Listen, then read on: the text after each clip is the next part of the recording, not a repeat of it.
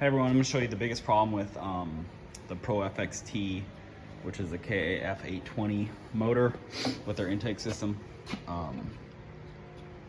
They plug up with dirt bad, okay? And the setup they have for the filter to the actual intake is a terrible setup too. But starting number one, you know, the intake system sucks in from the dirtiest spot, okay? So it's just sucking in all the dirt and dust that accumulates there. All right, that's the number one issue. The number two issue is they run a small filter for a 3-cylinder, it's basically a car motor, you know, small car motor. It's not super high performance, but it draws a lot of air, okay? This is, you know, good for a low performance 2-cylinder like the old style, you know, kaf820s. But here's the biggest problem. They use this adapter plate and a foam gasket, and it sucks dirt past there when the filter starts to plug up, okay?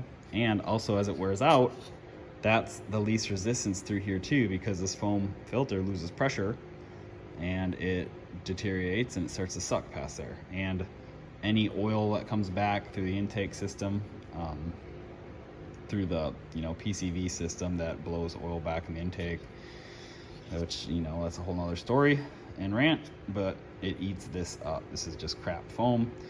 Don't know why they couldn't use a nice rubber piece or make this rubber connect directly to the intake, but that's the biggest issue you have. You can see there's dirt in here. I'll run my finger through.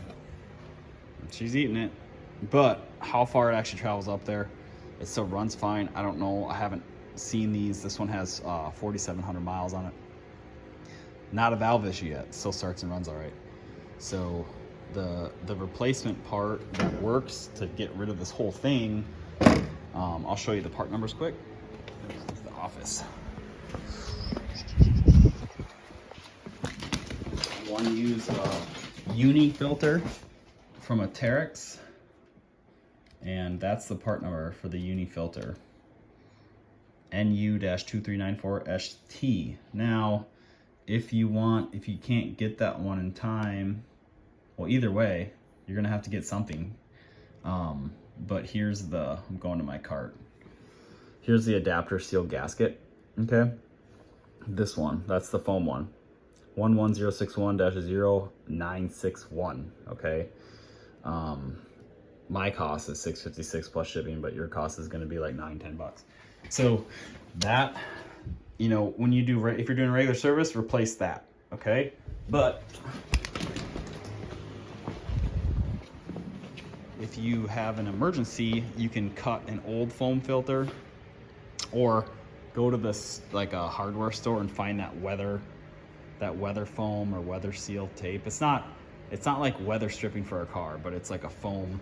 Frost King makes like little foam things for windows and stuff like that. You could, you know, use weather strip adhesive, and that's what I had to do last time. I cut a foam filter pre-screen and weather seal adhesive it to that after cleaning it with brake cleaner, and that worked to get by temporarily.